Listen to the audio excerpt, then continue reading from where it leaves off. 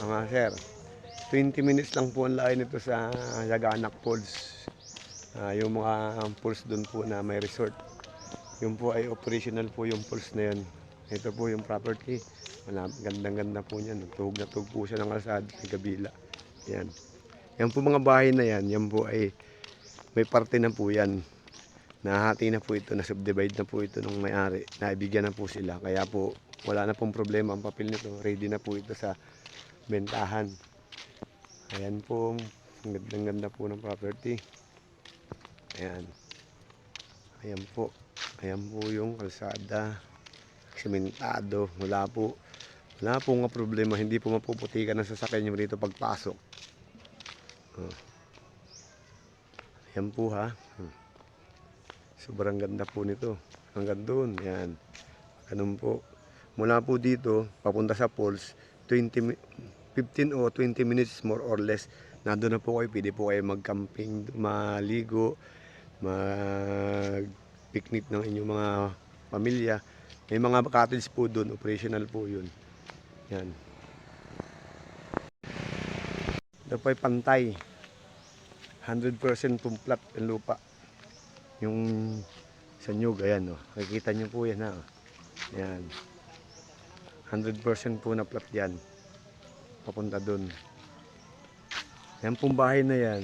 Yan po yung sa may katiwala nila. Pero may parte na po yan. Kaya willing, wala na po silang problema dito. Ang may-ari. Na bigyan na po sila ng parte. Binigyan na po sila ng may-ari na kanilang parte sa property na to. Magandang umaga po sa inyo. Ito po yung 12 hectares sa binebenta.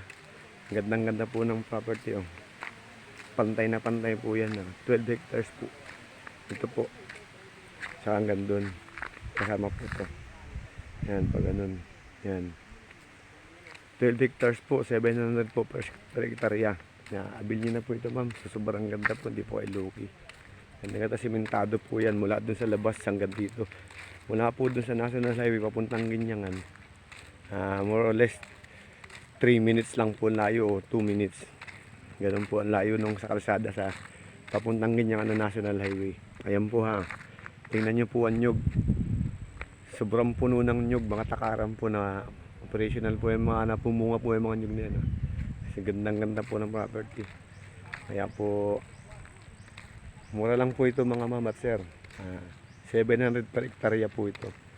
Ang ganda po. Mga retiree, yung mga gusto po magbakasyon, gusto pong bumili ng mga farm lot na bakasyonan. Ito po ang time nyo para bilhin ito.